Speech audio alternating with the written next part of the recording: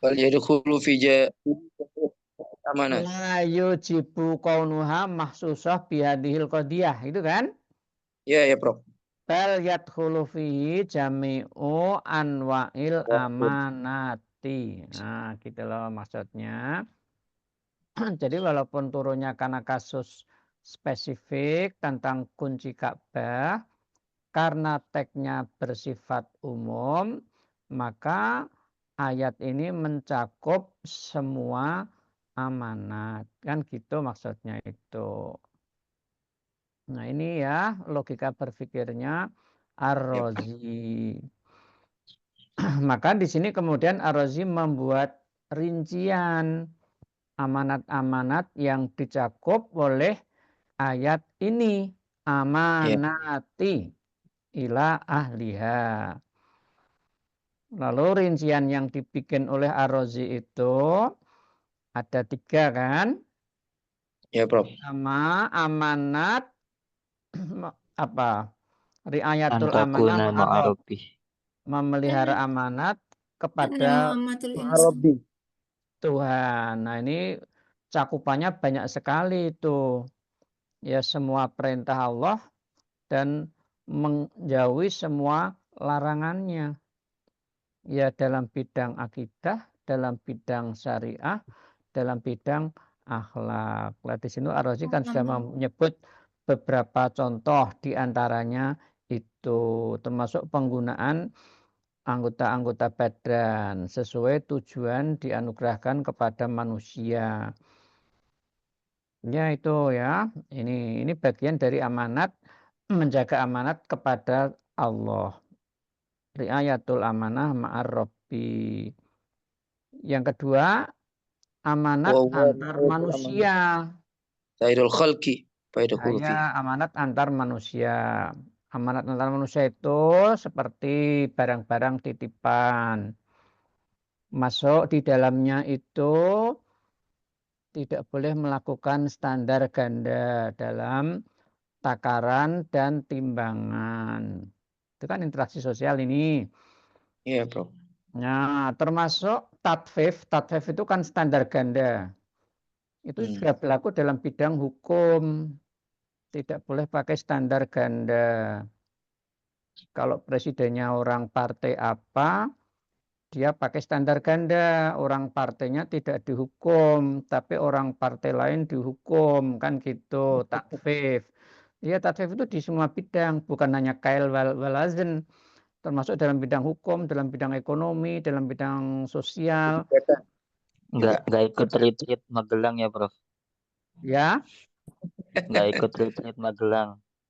lah iya. Oh, luar biasa ini tafsirnya Ar-Razi ini. Nah, gitu ya. Ya, Prof. Masuk di dalamnya itu tidak boleh menyebarluaskan cacat, ya, celah-celah yang dimiliki oleh manusia. Masuk di dalamnya keadilan penguasa kepada rakyatnya. Adlul umarok ma'ariyatihim. Jadi penguasa itu dari presiden sampai Pak RT kan harus adil kepada rakyat. Adil dalam bidang politik, adil dalam bidang sosial, adil dalam bidang ekonomi, adil dalam Ya. bidang hukum. Ini, nah gitu, harus adil itu. Nah, kalau presiden dilaporkan oleh Ubedillah ya harus diproses oleh KPK, gitu maksudnya. Jangan dibiarin saja. Wah itu kan masalah besar ini, malah yang kecil-kecil itu yang diurusin. Nah itu kan nggak adil. Gitu maksudnya ini. Berarti sangat Adlul ulama demokratis sekali ya. ma'al awam. Keadilan ulama kepada masyarakat, kepada orang-orang awam. Yahmiluhum taksiban. Tugas ulama itu apa toh? Warasatul anbiya. Kalau di hadis kan Anbiya. al ulama warasatul anbiya. Warasatul anbiya, Prof. Ya, yang diwarisi dari Nabi apa? Akhlak, ilmu. Tugas Nabi secara umum ada berapa? Menyampaikan Di Quran itu kan ada tugas Nabi secara umum. tabligh, amanah, Basyiran fatwa. wa nadhiran. Tugas Nabi itu keempat Basyiro. kan. Pertama tabligh. Ya ayyuhar rasul baligh ma unzila ilaika min rabbika. Nah, ini tugas ulama itu yang pertama ini. Semua orang yang punya predikat keulamaan, ini tugasnya tabligh, menyampaikan kebenaran kepada orang lain. Nah, gitu ya. Termasuk para mahasiswa ini kan sudah masuk lingkaran ulama-ulama atau ini. Tugasnya itu tabligh. Nah, gitu, menyampaikan kebenaran. Nah, itu Kedua, satu. Yang kedua, tugas ulama itu apa? ta'lim. Menjelaskan Al-Quran, menjelaskan agama. Wa anzalna ilaika dzikra litubayyina linnasi ma nuzzila ilaihim. Nah, kami telah turunkan kepada kamu Al-Quran agar kamu jelaskan kepada manusia apa yang diturunkan kepada mereka. Nah, jadi tugas ulama yang kedua itu menjelaskan agama, memberi pencerahan kepada masyarakat. Nah, gitu. Ulama jangan jual beli suara. Nah, gitu. Itu memberi pencerahan seperti Pak Kiai yang ngajar di pondok-pondok itu. Nah, gitu.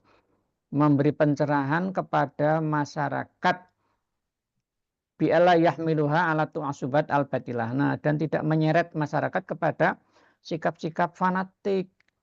Provokatif, Bro.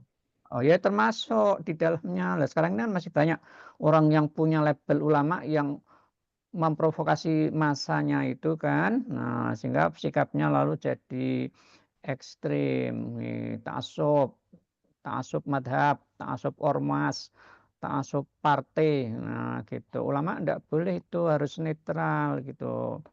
Adil. Baik. Menjelaskan Quran, memberi pencerahan kepada masyarakat.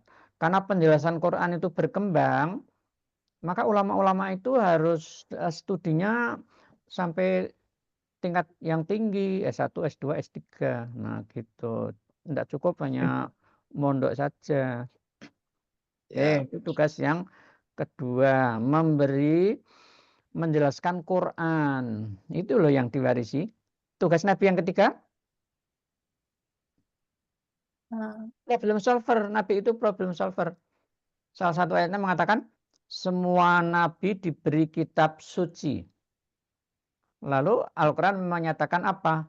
Liyahkuma bainan nasi fimah talafu fihi. Agar dengan kitab suci itu mereka memberi solusi terhadap problem-problem yang terjadi di masyarakat. Jadi Nabi itu problem solver. Dan tugas ini sudah dilaksanakan dengan sangat baik oleh Nabi. Dalam problem politik misalnya, Nabi sudah berhasil mempersatukan masyarakat Mekah, Madinah, masyarakat Arab yang punya budaya perang-perangan itu. Nah, gitu. Problem solver. Jadi ulama-ulama itu jadi problem solver. Jangan malah jadi sumber masalah. Nah, sekarang kan banyak ulama yang jadi sumber masalah ini. Nah, termasuk di Indonesia ini sumber masalah. Tidak menyelesaikan masalah itu. Oke. Tugas Nabi yang keempat, memberi teladan yang terbaik kepada masyarakat.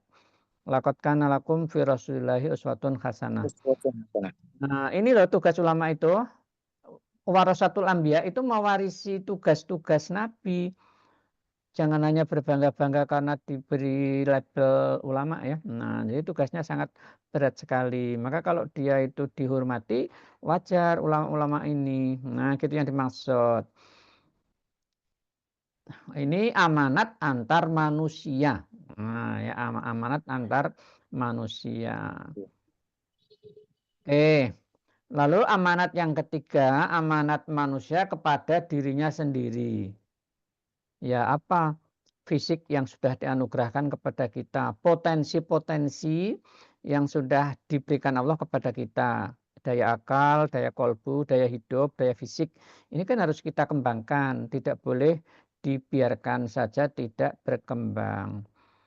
Nah, ini yang diuraikan oleh Ar-Razi. Maka dia di sini menyatakan, contohnya itu, ala yahtar li nafsihi ila mahwal anfa' wal asfid dini wad dunia. Ya, manusia tidak memilih untuk dirinya kecuali pilihan-pilihan yang paling bermanfaat dan paling bermaslahat dalam agama dan dunia. Nah, gitu. Baik, lalu uraiannya panjang lebar di sini ya, rinciannya jauh sekali. Siap. Baik, ini ya. Jadi Ar-Razi selain menafsirkan ayat ini menggunakan kaidah umumul lafzi, al-ibrah bi umumil lafzi, dia memahami ayat ini menggunakan metode apa? Bil maksud, Prof. Birra'yi. Ya, ra'yinya untuk membawa kemana? Sial. Rincian yang ia buat di sini dasarnya apa? Dari nomor Riwayat, 1, 2, 3 Prof. tadi, ma'arrob, ma'al insan, ma'an nafsihi itu rincian itu dasarnya apa? Riwayat, Prof. Ya Ilmu ini sosial. sebenarnya ya bisa Quran, bisa hadis kan? Nggih. Jadi rincian ini yang dia bikin ini kan dasarnya Quran dan hadis. Jadi ini memahami teks berdasarkan sumber-sumber otoritatif dalam agama, Quran dan hadis Hadis. Nabi. Nah, saudara nanti bisa cari itu landasan yang dipakai oleh Ar-Razi. Cuman di sini dia tidak sebut ya, landasannya itu secara rinci. Ya, baik. Ini ayat pertama. Surah An-Nisa. Ya, silahkan dikembangkan ya, Rijal ya. Nah, gitu Ya, kita Prof. cara baca tafsir Ar-Razi. Ini hermeneutik atau bukan? Hermeneutik. Ar-Razi itu pakai hermeneutik apa tidak? Hermeneutik, Prof. Lah ya saudara kan harus pakai definisi yang netral ya. Definisi siapa misalnya Aminah Wadud. Aminah Wadud itu kan mendefinisikan hermeneutik itu kan menafsirkan teks berdasarkan konteks. Konteks itu bisa konteks bahasa itu, bisa konteks sejarah. Kalau konteks sejarah kan bicaranya itu siapa yang menafsirkan, di mana dia hidup, dalam situasi apa dia hidup. Nah, ini semua kan berpengaruh terhadap pemikirannya dalam bidang tafsir itu. Nah, jadi ini ya yang kita pakai dalam kajian hermeneutika tafsir itu. Makanya hermeneutik itu ibaratnya wadah yang isinya itu macam-macam. Ya, isinya sebanyak pemikiran manusia. Nah, gitu. Kalau kita pakai definisi wadud ya semua mufasir pakai hermeneutik, tidak ada yang tidak pakai. Ya, cuman kalau hermeneutik yang aneh-aneh, yang tidak sejalan dengan Quran ya tidak dipakai oleh para mufasir. Ya gitu. Baik, coba kita lihat contoh satu lagi, yang kedua. Surat Al-An'am ayat 59. Baik.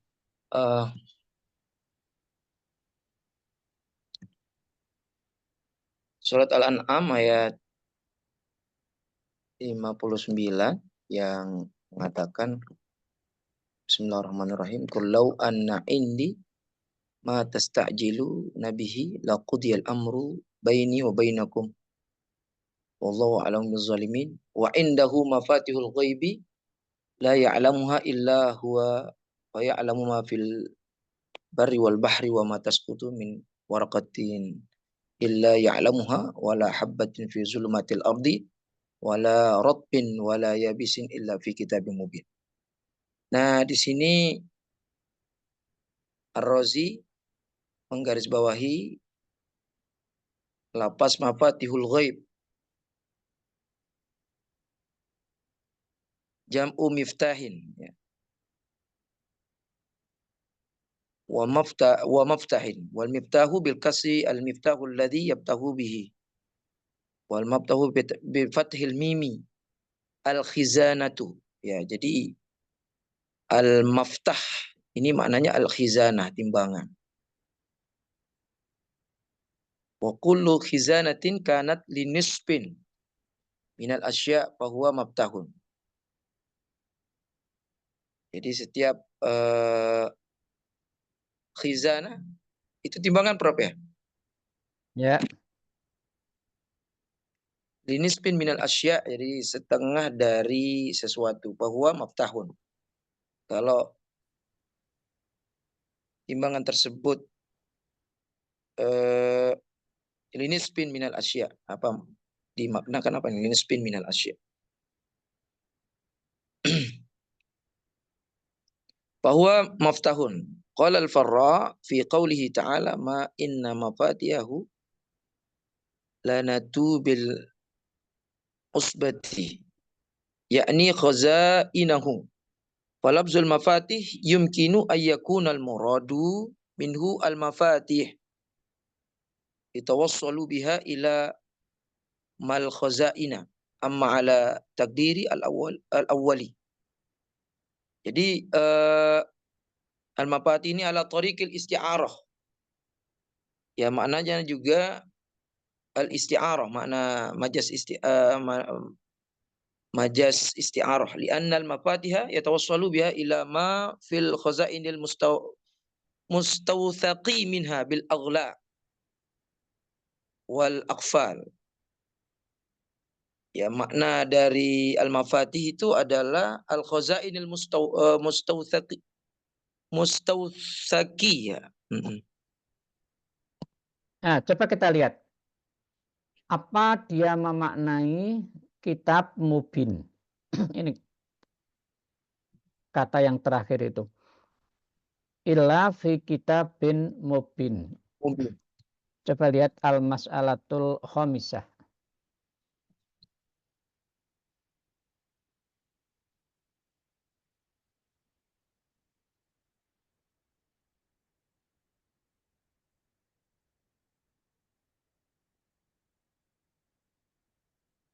Al-mas'alatul khamisah.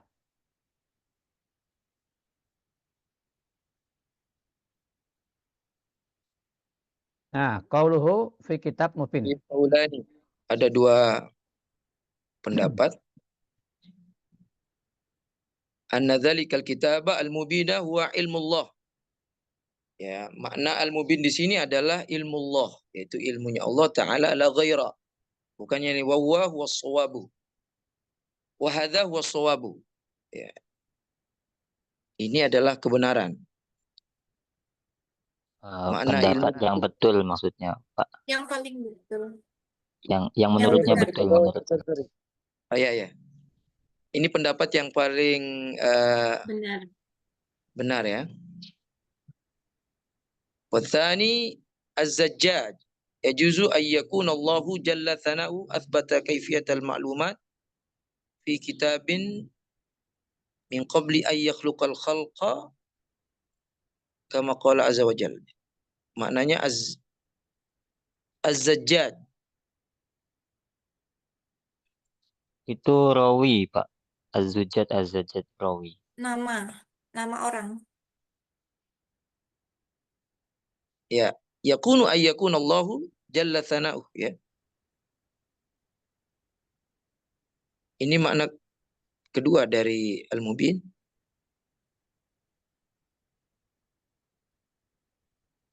Sifat jaiz bagi Allah ini ya.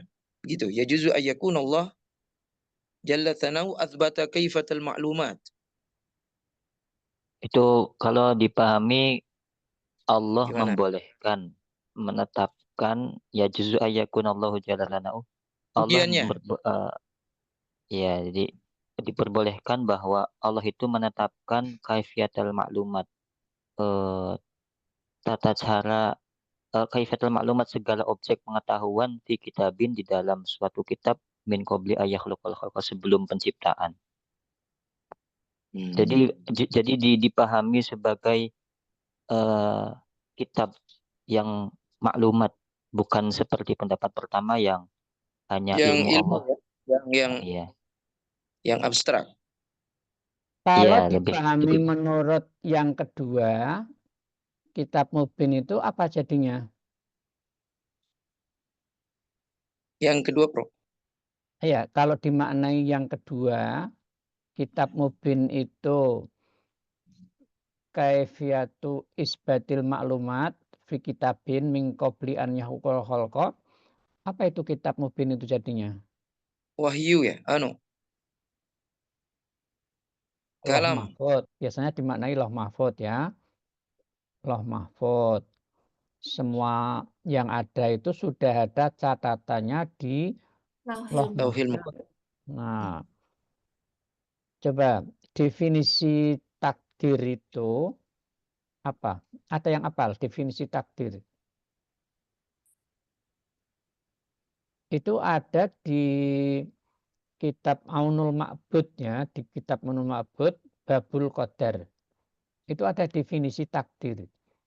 Kaitannya dengan pendapat Az-Zajjaj yang kedua tadi itu. Az-Zajjaj. Coba bisa ditampilkan. Kitab Aunul Ma'bud Babul Qadar. Ini kalau di kitab tertulisnya ada di juz 12. Aunul Ma'bud itu syarah Abu Dawud Syarah ya, Prof, Sunan kalau nggak Abu salah. Dawud. Iya.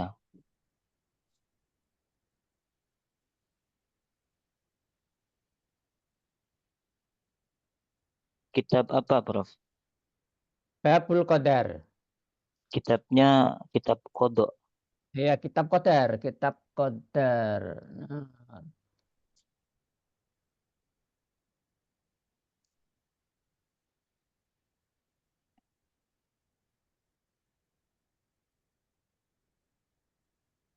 Waduh, laptop saya ngehang, Prof.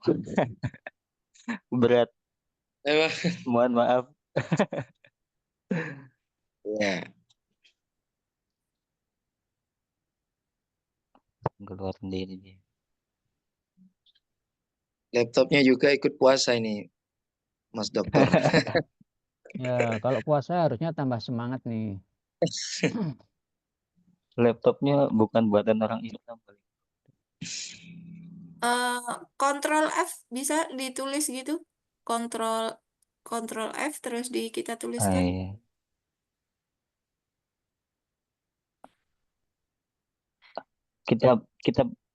Kitab apa ya maksudnya? Kitabul Qadar. Kitabul Qadar. Takdir itu ya bicara bab takdir.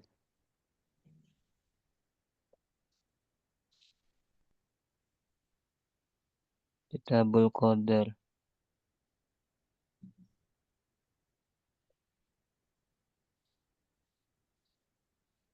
Adanya Qadar.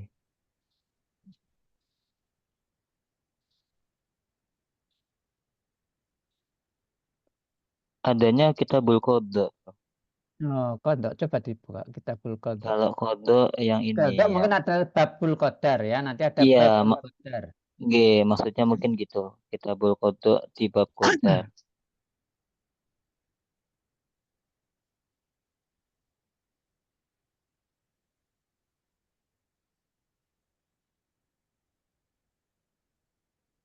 Oh, ini kodok nganu kalau ini. Bab hukum ini. Oh, Beda ini. beda ya, Prof. Nah, tidak ada yang bisa langsung ke babnya gitu ya. Babul Qadar Oh, gitu. bisa. Mungkin pakai maktabah Syamilah tapi butuh proses.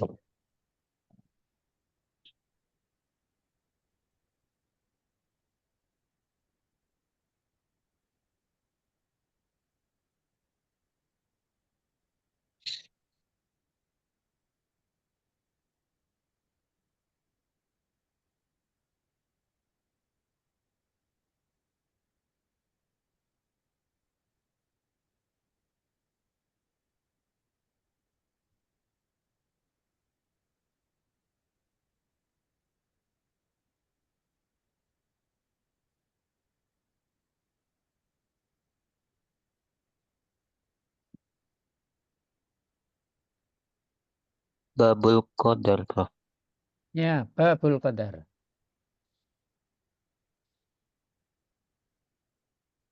Di situ ada definisi yang ditulis oleh Al-Mubarakfuri, mengutip dari ulama sebelumnya.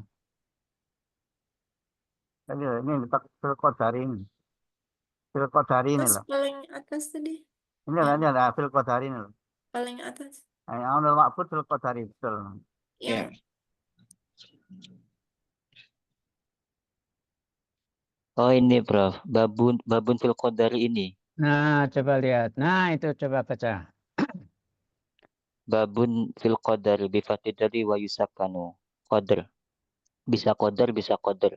Qala fi syarhi sunnati al imanu bil qadari fardun nazimun. Terusnya yang bagian mana Prof? Ya ini ya betul. Baca ini. Oh yang itu. Ayat Al takib iman al bil imanu bil qadri qadari fardun lazimun wa huwa ayya'taqida anna Allah Ta'ala khaliqu a'malil ibad. Iman dengan qadar adalah kewajiban yang pasti, yaitu beriktikad bahwa Allah pencipta segala amal para hambanya, baik dan buruknya, dan Allah menuliskannya fil lauhil mahfud sebelum Allah menciptakan mereka. Dan semua itu berada di ketetapannya dan di qadarnya dan kehendaknya dan masyiahnya. Hanya saja Allah meridhoi iman dan ketaatan dan membalas atas kedua itu, iman dan ketaatan, dengan pahala, dan tidak meridhoi kufur dan maksiat dan mengancam keduanya dengan siksa dan dengan siksa. Sementara qadar adalah sirun min asrillah, yang tidak Allah berikan kepada malaikat muqarraban dan kepada nabi mursalan, dan tidak diperbolehkan untuk al-khawdu fihi, mendalaminya, membahasnya dengan jalan akal.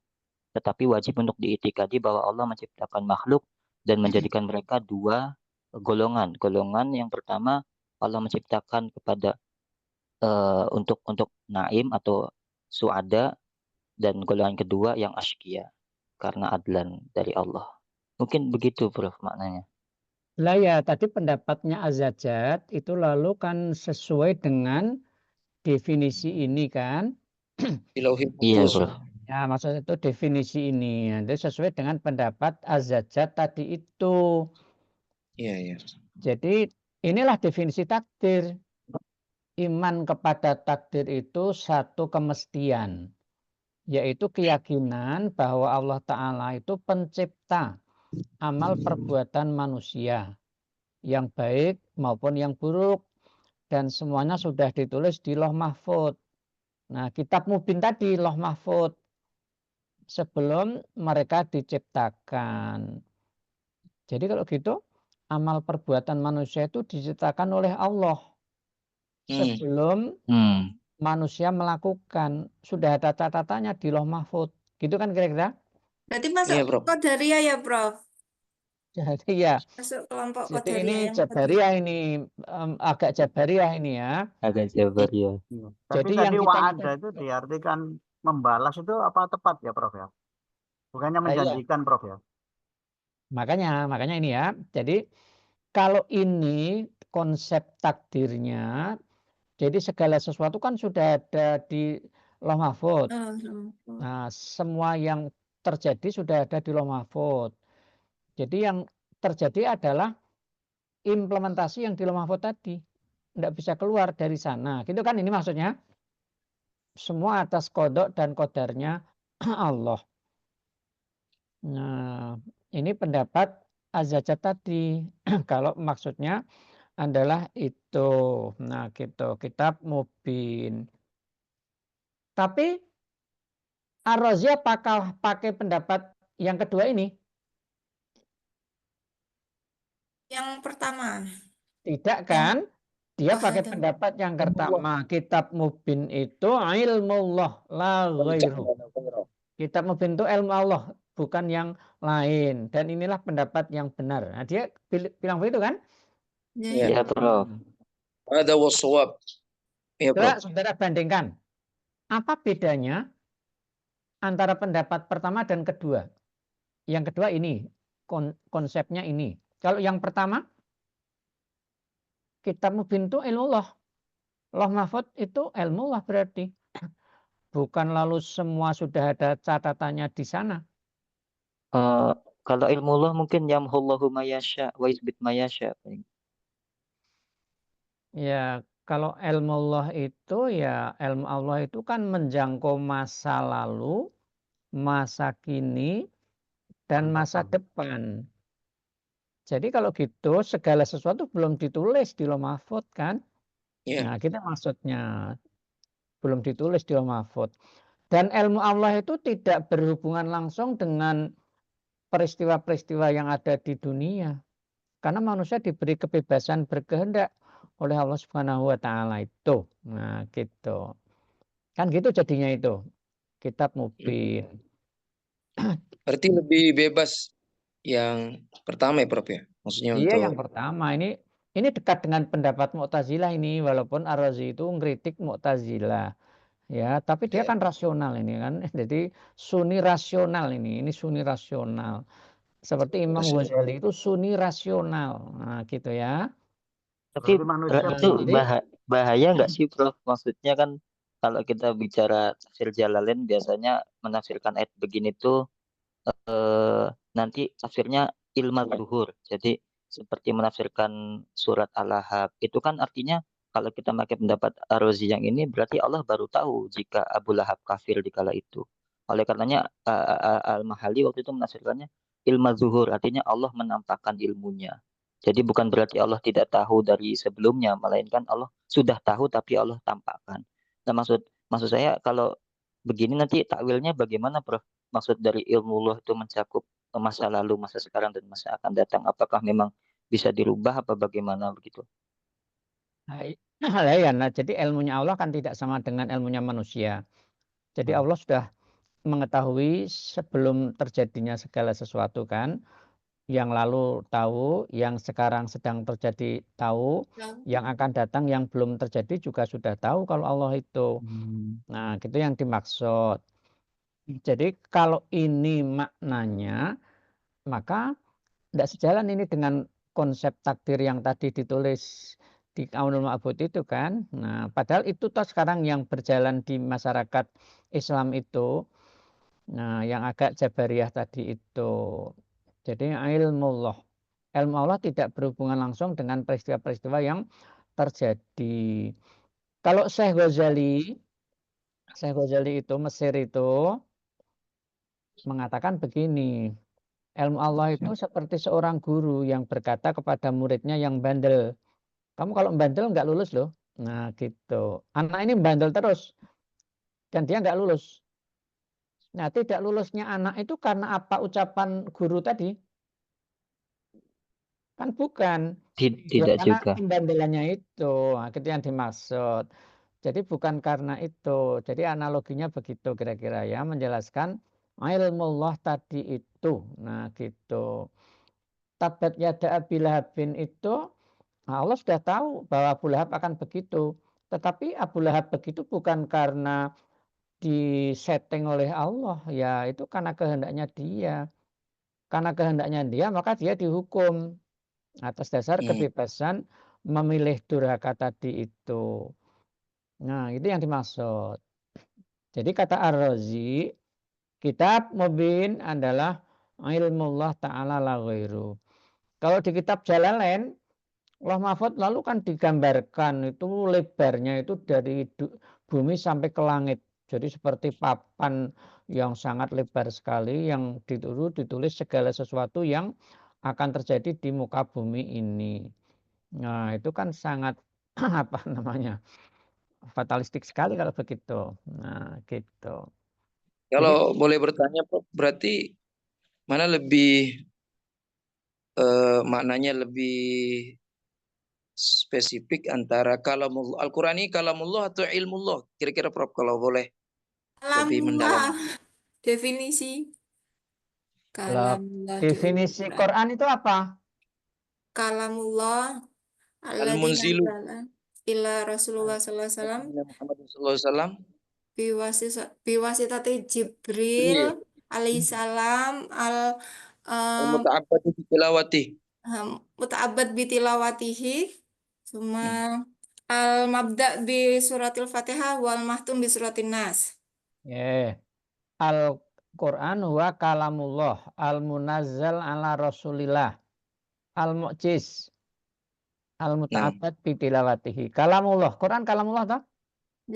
Nah, Ya, kalamullah. Quran itu kalamullah. Tapi kalamullah itu ada dua. Ada kalam nafsi, Itu ide Tuhan. Nah, ide Tuhan ini kan kodim. Ya. Yang kedua kalam mantuk. Nah, kalam malfud. Kalam waki'i. Kalam yang sudah wujud. Nah, kalam yang wujud ini terikat oleh ruang dan waktu kan? Iya, Oh Bro. iya kan? Kalam Allah kepada Nabi Musa terikat oleh waktu masanya Nabi Musa kan? Iya, Kalam terikat, Allah Bro. kepada Nabi Muhammad terikat oleh masanya Rasulullah. Nah, ini kalam waki'i, kalam yang malfud. Nah, kalau yang malfud jelas tidak kodim ya. Ini hadis kan, wong terikat oleh ruang dan waktu. Nah, gitu yang dimaksud. Jadi ada kalam nafsi itu yang tidak terikat oleh ruang dan waktu. Nah, itu yang kodim itu. Ya, jadi nanti kalau dirinci jadi begitu kira-kira. Nah, jadi Ar-Razi Panjang itu ya, Bro. kalau ya, Panjang. Panjang sekali. loh iya. Iya. Ya namanya saudara kan menghermeneutik pemikiran tafsir kan. Saudara kan harus mengurai sampai akar-akarnya kan ini. Nah, gitu yang dimaksud itu. Saudara harus menjelaskan ini. Nah, gitu harus dianalisis ini ya. Jadi satu Ya, ayat Bro. ini saudara bisa satu makalah sebenarnya ini. Jadi panjang sekali itu. Nah, ya wong kita itu menghermeneutik kan. Nah, gitu. Ini bisa semacam critical studies. Jadi studi kritis menjelaskan berbagai sisi dari isi pikiran mufassir. Oke, sudah paham ya? Jadi Ya, dia Bro. memilih Paham, Prof. Paham. Alkitab Mubin itu ilmullah ta'ala la ghairu. Nah, tapi ilmullah tadi ada dua itu ya. Kalam nafsi ada kalam waqi'i itu. Baik, jadi dia sebenarnya dekat dengan Mu'tazilah ini wong pemikir kok dia itu. Nah, jadi tidak Jabariyah. Walaupun dia mengkritik Mu'tazilah. Jadi di kitabnya banyak sekali kritik pada Mu'tazilah. Nah, gitu. Tapi antara kritikannya dengan yang dikritik sebenarnya sangat berdekatan. Baik. Nah, nanti tentang takdir ini bisa dibaca di tafsirnya Pak Quraisy itu ya. Ada kutipan dari Imam Ghazali di surat Watini ayat terakhir. Pak Quraisy ngutip pikirannya Imam Ghazali. Kodok qadar itu. Nah, gitu. Nah, ini dekat ini dengan apa yang ditulis oleh Ar-Razi ini. Kodok itu didefinisikan pengaturan Allah atas segala sesuatu berdasarkan hukum sebab akibat. Itu kodok. Ketika kodok ini direalisasikan dalam kehidupan, maka dia menjadi takdir. Nah, sehingga takdir itu terikat oleh ruang dan waktu. Memilih dari aneka kodok itu lalu diimplementasikan, maka dia menjadi takdir. Nah, jadi manusia itu mengukir takdirnya sendiri sebenarnya sekarang ini sedang mengukir. Nah, gitu yang dimaksud. Ini mahasiswa ini mau selesai S3-nya cepat atau lambat? Ya, masing-masing kan. Nah, gitu. Masing-masing sedang mengukir takdirnya, mengikuti sistem yang mana dia. Nah, kalau dia aktif dan disiplin, cepat selesainya. Tapi kalau dia lida-lidi dan nggak disiplin, ya lama itu selesainya itu. Nah, gitu. Masing-masing takdirnya beda-beda. Ada sistem yang mengantar ke sana. Oke, waduh, jam kita ini sudah hampir setengah 9. Ya sudah, Ya, dua Bro. saja ya. Dua ayat. Kita pindah Ya, Bro. ke makalah berikutnya. Oke, Siapa terima tadi? kasih Selamat atas Riyadi. kritikan dan ilmunya pada pagi hari ini.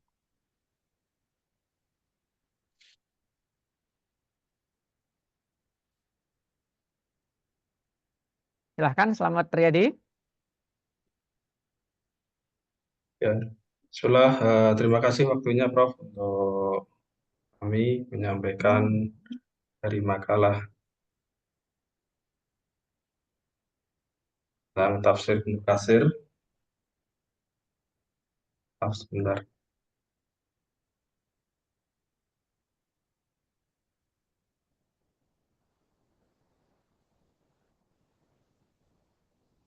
PPT-nya bisa kelihatan. Halo, PPT-nya dibuka dulu baru di-share. PPT-nya dibuka dulu baru ya. di-share. Nah, gitu udah.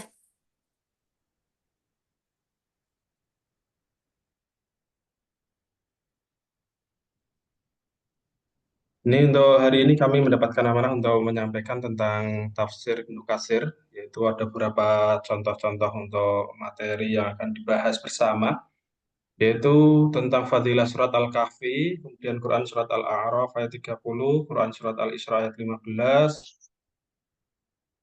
Quran surat Al-Hajj ayat 52, dan juga surat An-Nur ayat 31, Al-Anfal 17, dan Al-Insyirah ayat 5-6. Ini untuk biografi singkat dari beliau nulis dari tafsir Ibnu Katsir, yang mungkin tafsir ini sudah masyhur di kalangan Nusantara, terusnya di bangsa Indonesia, dan banyak dipakai di berbagai macam tempat untuk tafsir ini. Untuk biografinya sebagaimana yang sudah ada, beliau guru kepada beberapa guru-guru yang juga masyhur, dan yang mengaruhi pemikiran beliau itu adalah, ya antaranya adalah Imam An-Nawawi, dan Ibnu Taimiyah, Ibnu Qayyim, dan Az-Zahabi. Dan memiliki madhab fikih, beliau mengikuti madhabnya adalah Syafi'i, tapi untuk akidahnya beliau mengikuti Asy'ariyah ataupun Ahlul Hadis, tidak mengikuti madhab Syafi'i, yaitu berbeda. Ini untuk biografi dari beliau. Dan di antara guru-guru yang berpengaruh tadi, di antaranya ada 4 orang yang sangat memengaruhi pemikiran beliau dalam memberikan penafsiran terhadap Al-Quran, di antaranya Ibnu Taimiyah, kemudian yang kedua adalah Zahabi, Al-Mizzi, dan Al-Birzani. Nah, di antara karya-karya beliau juga sangat banyak dan juga fenomenal untuk karya-karya Ibnu Katsir. Yang terkenal adalah tafsir Al-Quranul Azim, yaitu tafsir Ibnu Katsir ini. Dan yang kedua berkenaan dengan sejarah, yaitu Al-Bidayah wa Nihayah. Ya, kemudian dengan kitab hadis, yaitu kitab Al-Jami', ini juga membahas tentang hadis-hadis dan lain sebagainya. Ini adalah di antara karya-karya beliau.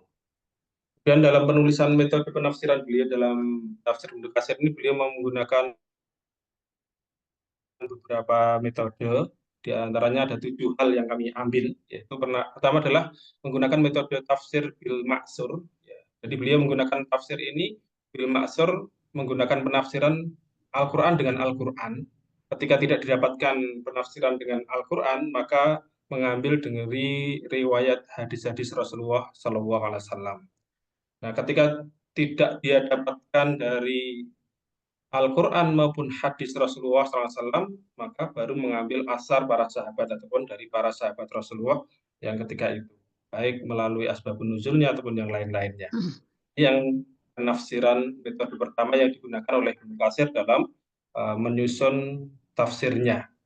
Dan yang kedua, beliau juga menggunakan tafsirnya menggunakan metode pengetahuan bahasa Arab, yaitu mengupas secara bahasa secara luas, karena konteks bahasa Arabnya juga luas, menggunakan tata bahasa dan linguistik yang tinggi ataupun materi-materi kebahasaan. Dan yang ketiga juga menggunakan tentang sejarah ataupun kondisi sejarah ketika turunnya ayat. Ini juga dikaitkan dengan penafsiran yang beliau tulis dalam kitab tafsir Ibnu Katsir ini, itu merupakan dari asbabun nuzulnya ataupun ayat-ayat yang berkenaan dengan kondisi-kondisi yang ada ketika itu. Dan yang keempat juga menggunakan pengetahuan fikih. Jadi tafsirnya ditinjau dari ilmu-ilmu fikih, karena akan memahami konteks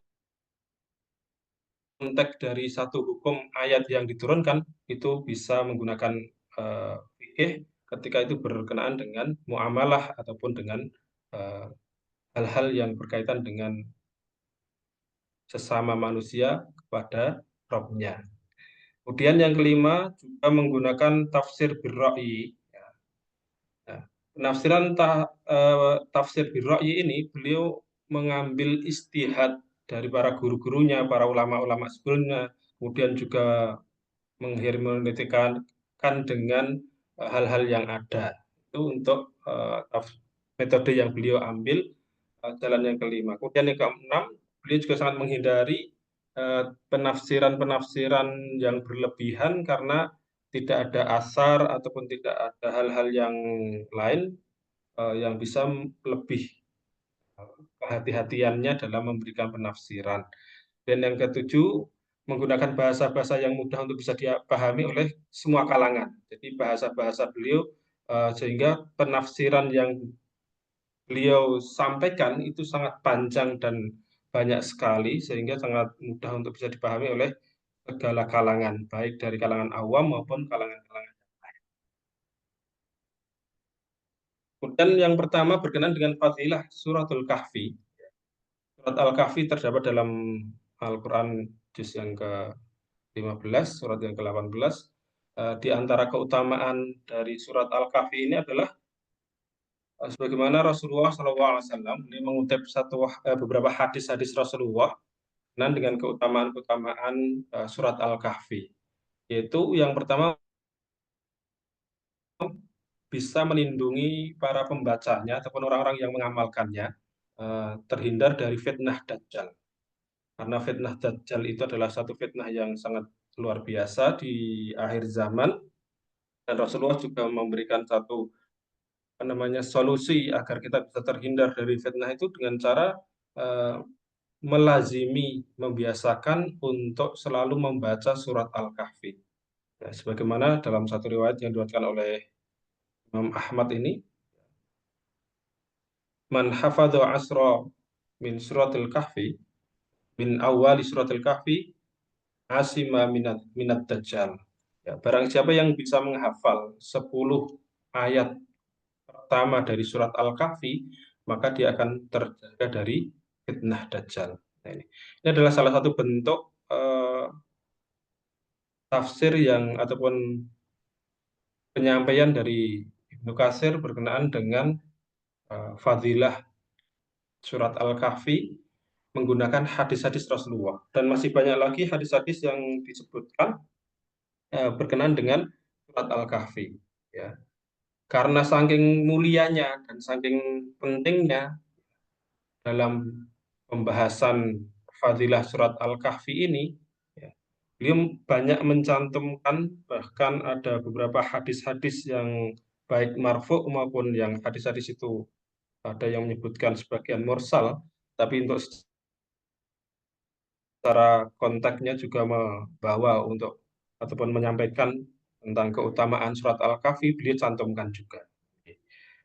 Untuk fitnah Dajjal sendiri, itu mungkin hari ini belum begitu terasa, ataupun pada zaman Rasulullah SAW juga belum terasa akan adanya fitnah ini.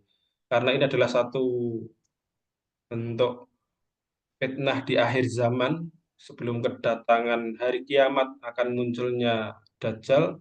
Rasulullah sudah menyampaikan jauh-jauh hari agar para umatnya, ya, kita semua berlindung. Ya, di antara doa yang diajarkan juga agar kita berlindung dari fitnah Dajjal adalah ketika kita di waktu sholat di tahiyat akhir, ya, kita disunahkan untuk membaca satu doa perlindungan. Allahumma inni a'udzubika min adzabi jahannam wa min adzabil qabri wa min fitnatil mahya wal mamati wa min syarri fitnatil mahya wal mamati wa min syarri fitnatil Masihid Dajjal. Karena itu besarnya fitnah Dajjal. Nah, dari fadilah keutamaan ini Rasulullah memberikan memberikan solusi agar kita memperbaiki diri, kemudian membiasakan melazimi dengan membaca surat Al-Kahfi. Ya, paling tidak beliau menyebutkan 10 ayat pertama. Kalau dalam surat ini ada 110 ayat, paling tidak 10 ayat pertama itu dibiasakan dalam setiap saat. Dalam riwayat yang lain, di antara keutamaan yang lain adalah barang siapa yang membaca surat Al-Kahfi maka akan bisa memberikan cahaya kepada dirinya. Ya. Cahaya dan memberikan perlindungan ketika di yaumul akhir. Ini adalah keutamaan-keutamaan di antara surat Al-Kahfi. Ada juga lafadz yang lain yang disebutkan Imam Abu Dawud juga, man hafadha salasatul ayat minal awwal al-kahfi, ya, barang siapa yang bisa menghafal dari 3 ayat surat Al-Kahfi, maka dia akan mendapatkan cahaya dari ataupun perlindungan dari Allah Subhanahu wa taala. Itu untuk fadilah di antara fadilah-fadilah surat Al-Kahfi, ya, keutamaannya. Dan ada satu hadis bahwasanya Rasulullah SAW juga pernah menyebutkan, yang kurang lebih intinya adalah membaca surat Al-Kahfi di hari Jumat, ya, terutama di hari Jumat ataupun malam Jumat, itu adalah satu keutamaannya, dibaca di hari itu. Selain menyebutkan 10 ayat pertama di surat Al-Kahfi. Dan dalam riwayat yang lain juga ada 10 ayat terakhir dalam surat Al-Kahfi. Ini adalah keutamaan dari surat Al-Kahfi. Kemudian kita masuk di Coba surat. kita lihat dulu sekarang. Definisi Dajjal itu apa? Membaca fadilah surat ini kan nggak bisa dilepaskan dari bagaimana kita mendefinisikan istilah yang dipakai di situ. Dajjal itu apa definisinya?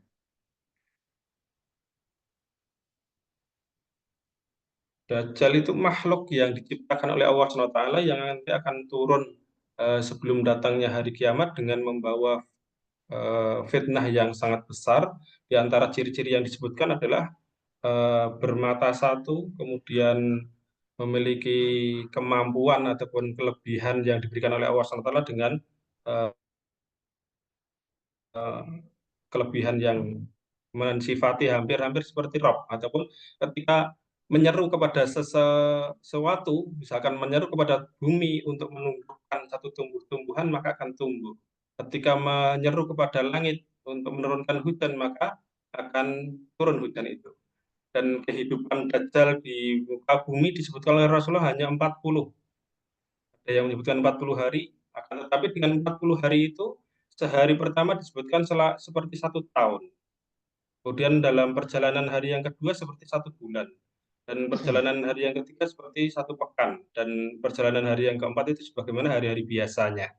Ya, saking besarnya fitnah ini, perjalanan Dajjal itu akan mengelilingi bumi ke seluruh tempat tanpa terkecuali, kecuali 2 tempat, yaitu Makkah dan Madinah yang akan dijaga oleh para malaikat dan tidak Baik, bisa para masuk mahasiswa dalam apa sudah kota ada tersebut. yang menemukan definisi Dajjal? Ada, Prof. Apa? Di mana? Di Lisanul Arab itu Al-Masih Al-Kazzab, yang suka berjalan-jalan dan berbohong. Coba kita lihat definisi yang ditulis oleh Ibnu Hajar Al-Asqalani. Itu di Syarah Sahih Bukhari-nya itu. Syarahnya Ibnu Hajar apa namanya? Tabari. Apa? Fathul Bari. Fathul Bari. Fathul Bari. Fathul Fathul Bari. Bari. Ada definisinya kan di Fathul Bari itu di Kitabul Fitan. Coba kita cek. Jadi kita mesti berangkat dari definisi. Ini kalau nggak pakai definisi kita nggak paham.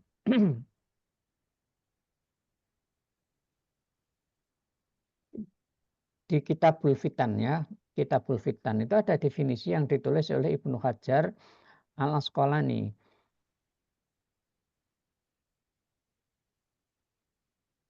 Dia mengatakan begini, Dajjal itu dari kata dajjala. Apa artinya? menutup atau melapisi. Ya, menutup atau melapisi. Lalu Ibnu Hajar memberi contoh, kalau kita punya pulpen, ada lapisan emasnya, maka pulpen itu dinamakan kolam mudajjal bidzahab. Nah, kita punya pisau ada lapisan emasnya, namanya sikin mudajjal bidzahab. Nah, jadi lapisan. Lapisan itu menutupi bagian bawahnya, nah, gitu ya. Kalau ada tembok, cat yang paling atas itu putih, di bawahnya kan ada cat merahnya itu, ditutup, dilapisi oleh cat yang putih. Sehingga yang di bawah tidak kelihatan. Nah, itu namanya dajjala, melapisi. Sesuatu yang melapisi sesuatu. Lalu dari makna ini, maknanya berkembang. Dari kata dajjala melapisi itu maknanya lalu berkembang. Sehingga dajjal maknanya itu menjadi penipu, pembohong, dan pendusta. Nah, gitu kata. Nah, ini udah ketemu ini. Nah, coba lihat. Ini definisi ini. Babu dikrijal wa fa'al fati awali abat tasir wa taghtiyah. Nah, menutup kan? Wa huwa taghtiyah. Wa sumiyal kadzab dajjalan li'anahu yughattil haq bibatilihi. Ya. Jadi pendusta itu dinamakan dajjal karena dia menutup kebenaran dengan kebatilan. Wa yuqal dan seterusnya itu. Nah, jadi menutup. Dari kata menutup itu. Ini dipakai ini ya. Jadi kita jangan tanpa definisi ketika kita berdiskusi itu. Nah, ini definisinya itu. Dajjalan dari kata menutup itu. Nah, lalu maknanya berkembang sehingga menjadi bermakna ini. Dajjal itu penipu, pendusta, pembohong. Nah, gitu ya, penipu, pendusta, pembohong. Dan definisinya ini sudah dipakai oleh ulama-ulama hadis. Lafal kritik kepada rawi hadis level yang ke-6. Contohnya seperti apa? Al-Fadut Tajrih yang level ke-6. Coba ini para mahasiswa yang udah belajar teori kritik hadis. Lafal takdil dan tajrih itu kan ada 6 level toh? Ada 6 level. Level yang ke-6, lafal tajrih itu seperti kadzab, wadha, dajjal. Nah, gitu kan?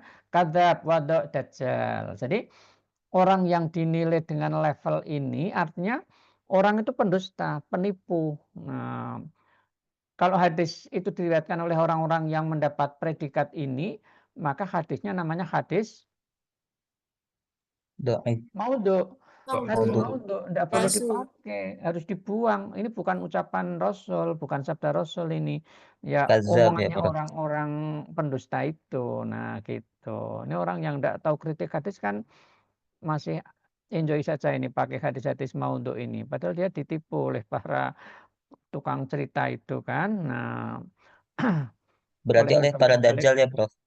Lihat dajjal kan dia dajjal. Nah, gitu. Jadi dajjal itu ya penipu, pendusta, pembohong dalam bidang agama, dalam bidang politik, dalam bidang pendidikan, dalam bidang sosial, dalam semua bidang kehidupan. Nah, gitu. Nah, ini sekarang dajjal yang lahir belakangan itu dajjal dalam bidang BBM itu kan. Nah, lo ya Pertalit dikatakan pertama kan gitu dajjal. Orang ditipu bertahun-tahun ini dan negara banyak Prof dajjalnya Prof. Ya dajjal tak itu? Itu loh dajjalnya itu. Nah, gitu. Dajjalnya mobilnya bagus, rumahnya besar, ATM-nya juga gendut. Ya gitu kan dajjal-dajjal kita itu sekarang ini. Ya jadi sudah harus realistis membaca hadis ini. Nah, gitu. Dan nanti definisinya Ibnu Hajar ini perlu saudara sosialisasikan. Nah, jadi nanti Riyadi bikin YouTube ya. Ini definisinya di YouTube kan. lalu diimplementasikan secara nyata itu. Nah, jadi Dajjal itu penipu, pembohong, pendusta. Nah, gitu. Kalau Dan, Dajjal di akademik apa, Prof? Yang oh, plagiasi ya? iya, di akademik juga ada Plagiat ya, Prof. Dajjalnya kan. Nah, di akademik ada Dajjalnya itu. Lah itu dokter yang dibatalkan oleh UI itu Dajjal kan? Loh, iya, disertasinya itu kan plagiasi dan tidak bertanggung jawab itu kan. Masa kuliahnya S3 masa hanya setahun langsung promosi. Nah, nggak wajar ini Dajjal ini. Nah, gitu. Dia kan dibatalkan itu oleh guru besar UI itu kan. Nah, gitu. Baik, itu loh Dajjal. Ini dipakai ini. Nah, tolong dipakai. Masyarakat banyak yang nggak tahu. Para ahli hadis sudah menggunakan kan definisi ini. Nah, kita karena kurang baca jadi juga tidak melek yang begini-begini kan. Nah, gitu. Baik, sudah ketemu definisi kita. Jadi Dajjal itu penipu, pendusta, pembohong. Bukan makhluk aneh-aneh yang disebut Riyadi tadi. Nah, itu sudah ada sekarang. Di masa Nabi ada, di masa sahabat ada, di masa kita ada. Sekarang Dajjalnya banyak sekali gentayangan di mana-mana. Nah, kalau di masa Itu bisa Orde Baru, dibacakan surat Al-Kahfi, Prof. iya. Nah, baik, sudah ketemu kan definisi? Ya, Coba sekarang kita lihat. Kok surat Kahfi ini yang punya fadilah ini? Nah, fadilahnya siapa yang membaca 10 ayat awal surat Kahfi dan 10 ayat akhir surat Kahfi, maka dia terbebas dari fitnah Dajjal. Coba mana surat Kahfi 10 ayat pertama yang bicara Dajjal itu mana?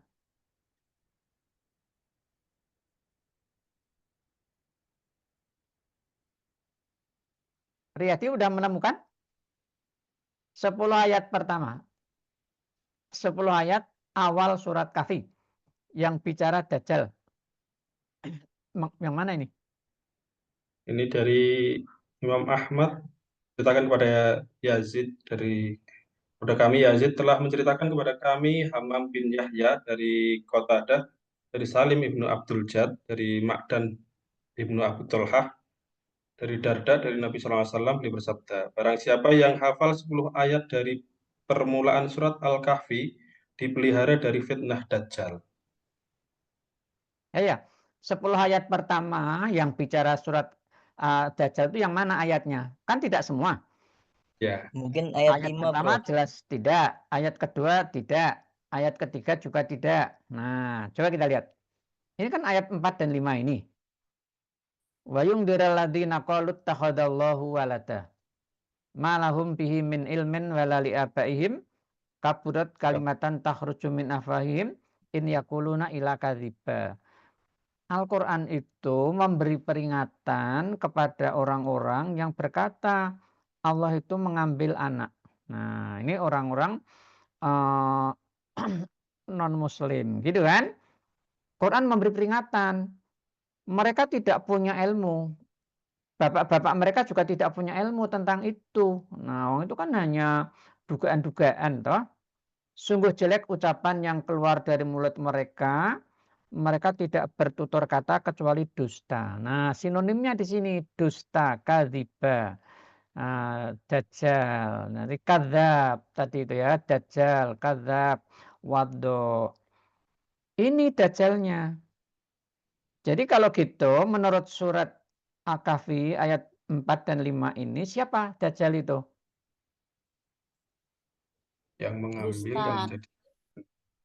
Ya semua orang yang punya anggapan Allah punya anak. Semua orang yang menyimpangkan paham tauhid menjadi paham syirik itu dajjal. Nah, kan gitu jadinya ini. Jadi ketemu kita dari sini. Dajjal itu ya non-muslim itu. Nah, makanya Al-Masih Ad-Dajjal itu artinya apa? Al-Kadzab. Al-Masih yang palsu. Nah, kalau Nabi Isa Al-Masih Al-Haq. Jadi Al-Masih itu dua, Al-Masih Al-Haq yaitu Nabi Isa, lalu Al-Masih Ad-Dajjal. Pengikut-pengikut Nabi Isa yang menyimpangkan tauhid kepada syirik. Nah, itu dajalnya itu di situ. Nah, jadi ayat ini memberi peringatan kepada kita jangan sampai kita itu terkecoh dengan non-muslim yang menyimpangkan paham tauhid ke paham syirik itu.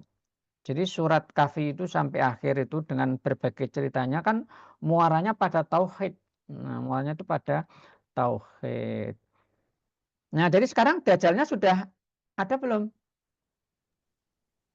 Ya. Sudah, Ya Prof. sudah dari masa Nabi sampai masa kita. Masa Tapi kita matanya makin satu di Banyak. Zuhad. ya. Berarti Dajjal di mana-mana nih. Loh ya Tapi di mana-mana. Sekitar kita juga banyak dajjal. Nah, sekarang orang-orang non-muslim itu dajalnya ini kekuatannya besar, punya kekuatan politik, punya kekuatan sosial, ekonomi dan lain-lain dan suka jelek-jelekan orang Islam. Tahu ini dajalnya ini sekarang ini YouTube-nya juga Geopolitik. banyak itu. Nah, gitu. Berarti Ini harus loh. banyak baca surat Al-Kahfi ya, Prof. Ya baca dan mengamalkan, bukan hanya dibaca ini maksudnya. Nah, membaca, memahami, mengamalkan. Nah, jadi menangkal dajjal itu tidak hanya dibaca suratnya, tapi isinya diamalkan. Maka menangkal dajjal ini sekarang ya kita harus punya kekuatan politik, harus punya kekuatan ekonomi, harus punya kekuatan ilmu dan teknologi. Wong mereka punya. Kalau kita nggak punya, kalah kita itu sama mereka-mereka itu. Gitu maksudnya. Nah, kalau hanya dibaca, ya dajjalnya nggak ada perubahan itu kan. Nah, gitu. Kita harus punya pendidikan yang mantap kan gitu. Mendidik anak-anak kita. Tauhidnya menjadi kuat. Gitu Prof, maksudnya ini. Yang sampai Ibnu Dajjal Mas. hafal ayat surat Al-Kahfi, Bro. Ya, Dajjalnya lebih hafal surat Al-Kahfi nanti itu. loh iya ya dajjalnya ada yang hafal surat Kahfi juga, tapi dia nggak sadar kalau dajjal. Nah, gitu. Maka didefinisikan. Jadi ini Definisi. definisinya dari Ibnu Hajar Al Asqalani tadi ya, tolong itu didefinisikan itu. Nah, tolong nanti dibuat YouTube-nya ini, satu kelas ini ya, kelas hermeneutika ini. Oh Oh, iya. berarti ya Prof, sekaligus introspeksi buat diri sendiri. Apakah kemungkinan ada sifat-sifat Dajjal itu dalam diri begitu ya Prof?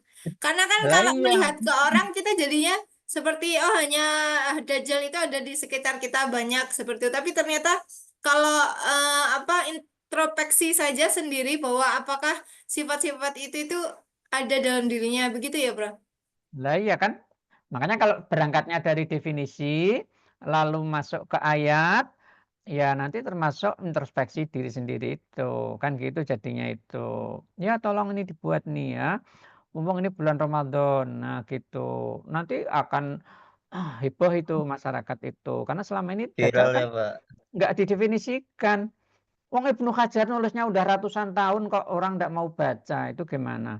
Ahli hadis sudah menggunakan istilahnya itu. Nah, gitu. Jadi ulama-ulama ini ya, para mahasiswa S3 ini harus memberi pencerahan kepada masyarakat. Tadi tugasnya ulama itu kan kata Ar-Razi memberi pencerahan toh. Nah, gitu kepada masyarakat. Keadilan ulama kepada rakyat. Nah, gitu. Loh ini ayatnya. Jadi Al-Masih Ad-Dajjal itu Al-Masih yang palsu. Nah, pengikut Nabi Isa yang menyimpangkan paham tauhid. Al-Masih Al-Haq itu Nabi Isa yang membawa paham tauhid. Gitu kan?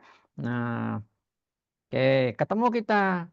Jadi Ibnu Katsir itu pengikut Ibnu Taimiyah dan Ibnu Taimiyah ini orang rasional, rasional ilmiah dan empirik. Nah, itu Ibnu Taimiyah itu pengikutnya Ibnu Katsir ini orang kritis ini, jangan lupa. Nah, jadi memahami teks Quran hadisnya tidak letterlek harfiah.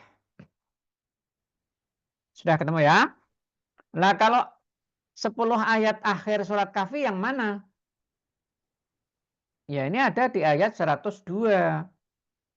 Afa hasibal ladzina kafaru an yattakhidhu ibadi min duni auliya. Inna a'tadna jahannama lil kafirina nuzula. Iya. Apakah orang-orang kafir menduga bisa mengambil hamba-hambaku selain aku sebagai Tuhan-Tuhan? Nah, ini pertanyaan dalam bentuk penyangkalan. Nah, istifham ingkari. Nah, ini Istifham ingkari ya. pertanyaan dalam bentuk penyangkalan. Hanya tidak bisa. Nah, Tuhan Allah ya Allah itu. Nah, selain Allah tidak ada Tuhan-Tuhan yang lain. Apapun fungsinya itu. Nah, baik. Gitu ya. Selamat Riyadi. Nanti ditulis itu definisinya itu. Nah, gitu. Prof, Kita nanya, tunggu. Prof. Ya.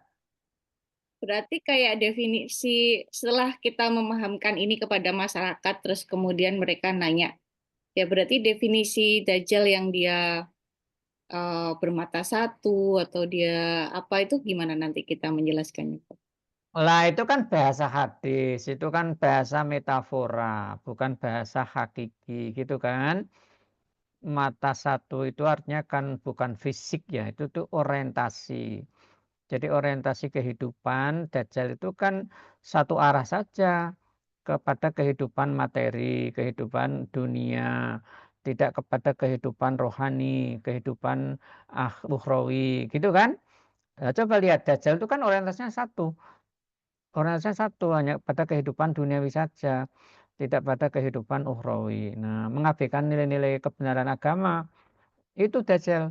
Nah, gitu. Jadi hadis-hadisnya itu nanti harus diterjemahkan tidak letterlek harfiah. Nah, itu namanya bahasa metafor, bahasa majas. Nah, itu bahasa Quran, bahasa hadis kan begitu ya. Loh ya nanti begitu. YouTube-nya itu dari definisi, lalu masuk ke Quran, lalu masuk ke hadis. Nah, dipahamkan itu. Rujukannya banyak ini ya, rujukannya banyak. Tafsir Al-Manar itu sudah bicara itu ya. Syekh Ghazali, Syekh Ghazali Mesir itu, ulama modern itu. Nah, itu kan juga bicara itu. Qardawi muridnya juga bicara itu. Wah, Zuhaili. Lah Zuhaili lebih kaya lagi itu Ya, bukunya. lebih. Nah, gitu kita rujukannya ke ulama-ulama modern itu. Baik. Atau nanti mahasiswa ini nulis buku ya, dua sisi dijelaskan. Yang memahaminya letter harfiah dan yang memahaminya itu tidak harfiah. Nah, gitu kontekstual itu. Nah, jadi Dajjal jangan dikira akhir zaman. Sudah ada di semua zaman. Di masa nabi-nabi yang dulu juga sudah ada Dajjal itu. Ada di masa semuanya, di semua masa. Nah, lah kalau akhir zaman berarti sekarang belum toh? Nah, berarti sekarang belum kalau gitu yang tadi disebut itu. Ya, baik. Kalau secara harfiah yang maksudnya Al-Qur'annya akan tidak bisa terbaca lagi pada saat Dajjal itu datang, itu bagaimana konteksnya, Prof? Ya berarti Quran isinya tidak dilaksanakan lagi kan? Nah, gitu. Tidak dibaca berarti tidak dilaksanakan. Kata membaca, kalau kita baca tafsir Pak Quraisy, membaca itu dari menuturkan kata-katanya, memahami isinya, mengamalkan tuntunannya, membaca itu. Nah, gitu. Bukan hanya nutkul kalam. Nah, jadi bukan hanya nutul kalam, tapi sampai pada level mengamalkan isinya. Nah, jadi membaca Al-Qur'an. Baik, itu tafsir dari kata membaca. Nah, gitu. Kita mau kuliah sampai jam berapa nih? Sekarang jam 9. Mau sampai setengah 10? Monggo, Prof. Monggo, Oh, Prof. kalau masih setengah 10 kita tambah satu ayat lagi. Biar tahu yang lain. Nah, coba satu ayat lagi. Surat Al-A'raf ayat 30.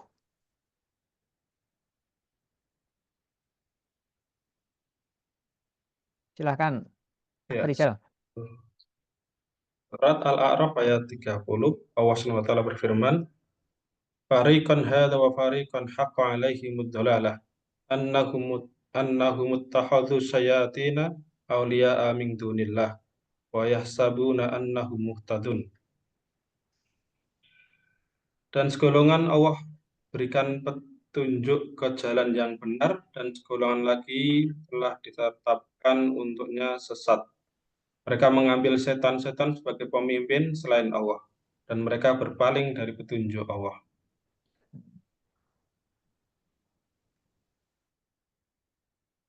Fariqan hada di sini disebutkan bahwasanya hadahumullah. Jadi Allah memberikan petunjuk pada segolongan manusia, wa fariqan haqqan, dan juga memberikan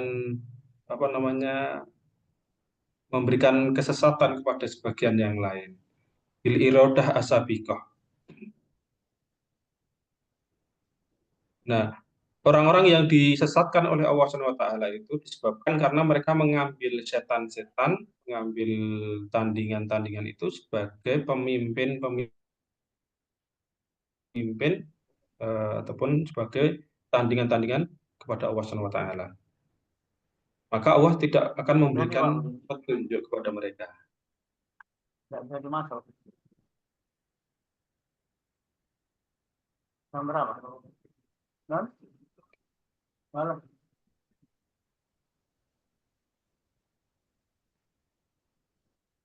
Gimana dia menafsiri Fariqon hada wa Fariqon haqqo alaihimud dalalah ini? Kuliah ini 9.30. Habis itu lanjut sampai jam 12. Habis zuhur lanjut lagi sampai setengah 3. Pak Anies, ya Pak Anies. 3 SKS jadi 6 SKS langsung. Audionya Ustadz Anies, tolong dimatikan dulu. Pak Anies, mikrofonnya. Saya itu hanya 3 SKS, tapi langsung 6 SKS. Sampun pangapunten. Matful. Dibacakan surat Kahfi beliau itu.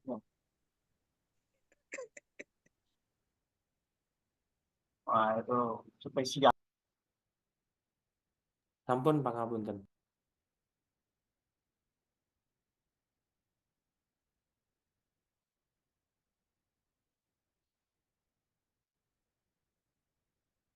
Gimana ini Ibnu Katsir memahami ayat ini?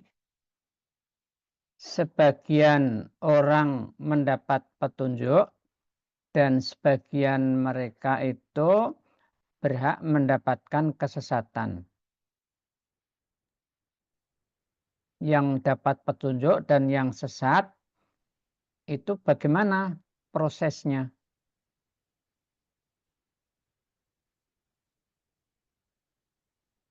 Selamat Riyadi, gimana itu prosesnya itu?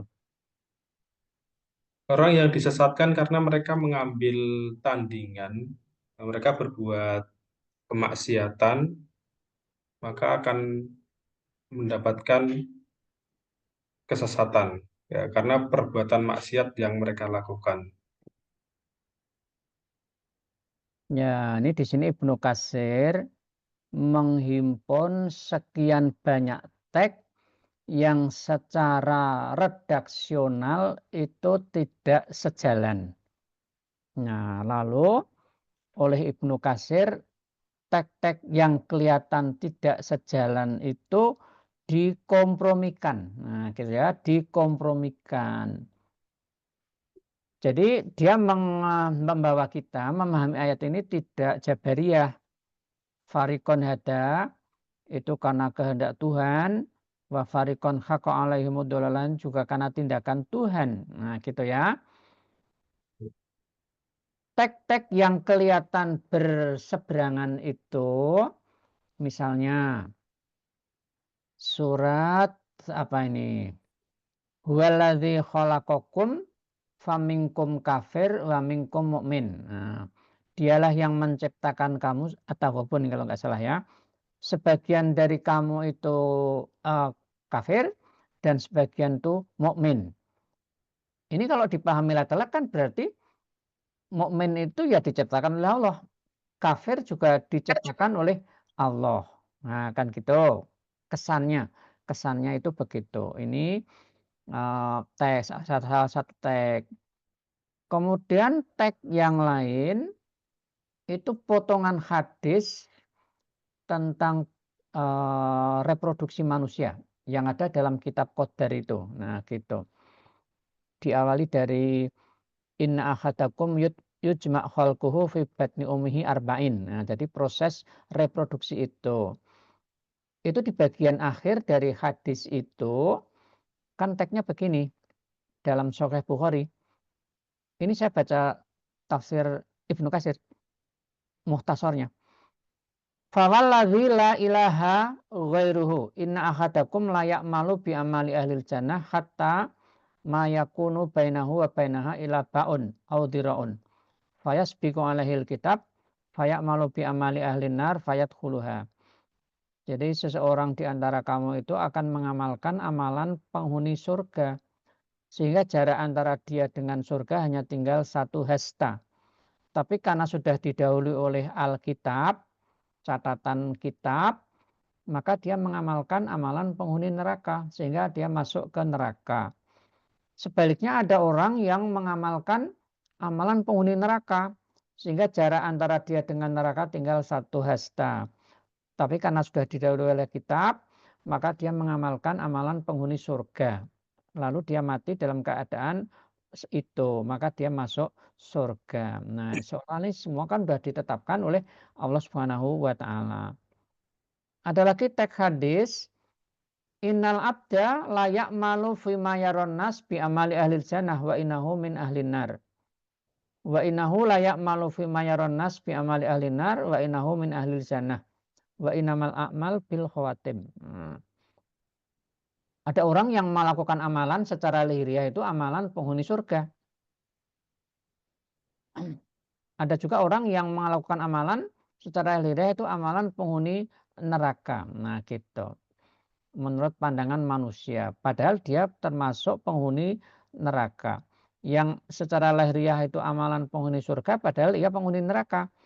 Yang secara lahiriah itu amalan penghuni neraka, padahal ia penghuni surga. Sesungguhnya amal-amal itu ditentukan oleh penutupnya, al-khawatim.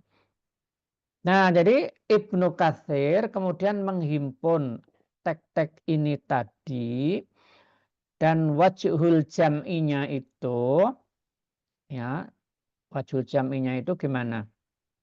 Annahu ta'ala khalaqahum liyakuna minhum mu'minun wa kafirun fi sanil hal. Allah itu menciptakan manusia, sebagian mukmin, sebagian kafir pada keadaan yang kedua. Jadi awalnya semuanya itu mukmin. Kullu mauludin yuladu alal fitrah. Nah, itu ya, awalnya itu mukmin. Yang menjadikan dia Yahudi, Nasrani, Majusi adalah orang tuanya setelah dia lahir. Nah, itu sanil hal. Sanil halnya itu di situ. Nah, gitu ya. Nah, ada mahasiswa mau kuliah S3 di UIN Wanisongo. Awalnya semangat. Tapi di kampus dia ketemu teman yang justru ngajak untuk selalu main. Nah, sehingga dia berbelok.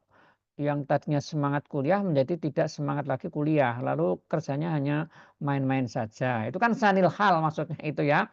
Sanil hal.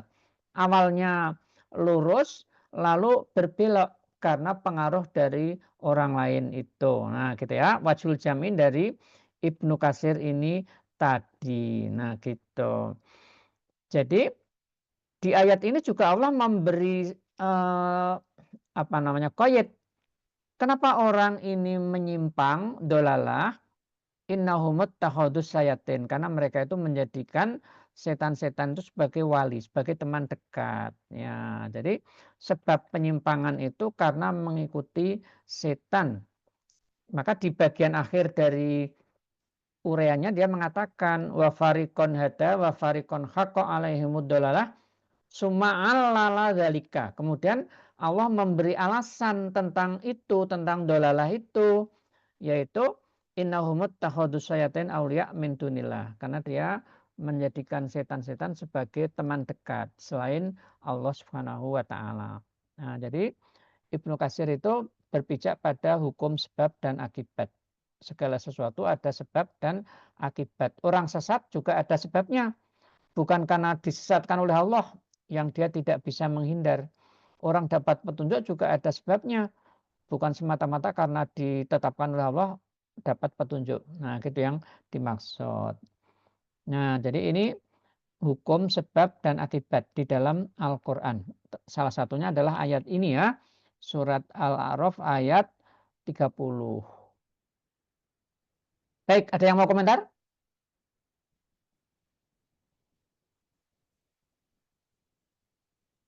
Saya mau menambah, Prof. Ya, silakan. Para kiai dan ulama itu ketika di Muqaddimah khutbah itu kan mayahdillah fala mudhillalah wa man yudlil fala hadiyalah. Ya. Nah, kemungkinan dari Muqaddimah itu ada keterkaitannya dengan pembahasan ayat-ayat yang ayat Al-Quran, sehingga apa namanya apa yang akan dikatakan itu tadi tidak menyesatkan. Apakah demikian, Prof? Nah, itu ada kaidah yang ditulis oleh Abdurrahman As-Sa'di. Ada yang pernah lihat bukunya? Namanya Al-Qawaid Al-Khisan.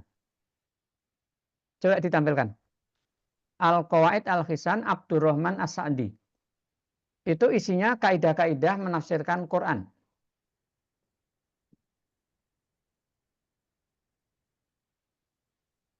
Nanti dibaca ini salah satu buku yang bagus yang jadi pedoman untuk memahami Quran. Nah, gitu. Qawaid Al-Khisan Abdurrahman As-Sa'di.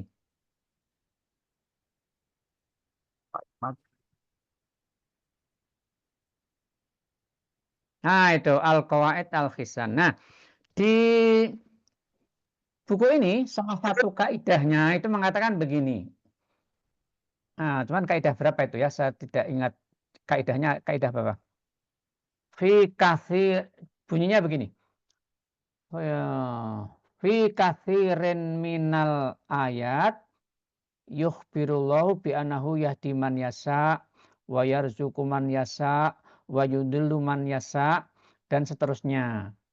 Wa fi ba'diha yadhkuru ma'adzalika al-asbab al-muta'alliqah bil abdi. Nah, gitu maksudnya. Di sebagian ayat-ayat Al-Quran, Allah itu menyatakan dia memberi petunjuk, dia menyesatkan, dia memberi rizki, dan seterusnya, tanpa menyebut sebab. Tetapi di ayat-ayat yang lain, Allah menyebut sebab-sebab yang berkaitan dengan manusia. Nah, gitu, menyebut sebab. Dari kaidah ini, lalu kesimpulannya begini, ayat-ayat yang tidak menyebut sebab, maka pemahamannya dibawa kepada ayat-ayat yang menyebut sebab. Jadi ayat yang tidak menyebut sebab dipahami menurut ayat yang menyebut sebab. Allah memberi petunjuk tanpa menyebut sebab. Harus dipahami dengan ayat yang menjelaskan sebab orang mendapatkan petunjuk. Allah menyesatkan tanpa menyebut sebab. Harus dipahami menurut ayat yang menyebut sebab. Nah, gitu maksudnya. Kaidahnya diawali dari fikasiren minal ayat. Coba lihat tagnya mana. Belum nemu, Prof. Fikasiren minal ayat. Yang 123 coba yang tadi taklik 123. Fikasiren minal ayat yukhbirullah ta'ala 123. Nah ini bi'anahu. taklik ilmullah bil amr mungkin. Oh, itu. Ya mungkin. Fikasiren minal ayat. Kaidah berapa itu?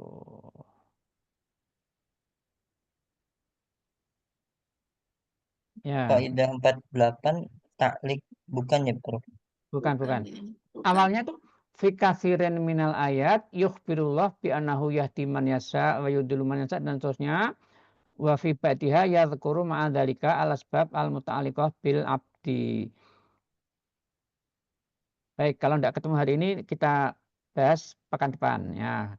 Kita tunjukkan pekan depan, nanti saya cek di bukunya. Nah, gitu maksudnya ya.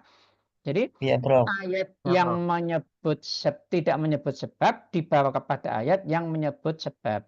Ini kalau dalam kaidah ushul fikih itu kan ayat yang mutlak dibawa kepada yang muqayyad. Nah, gitu ya. Hamlul mutlak alal muqayyad.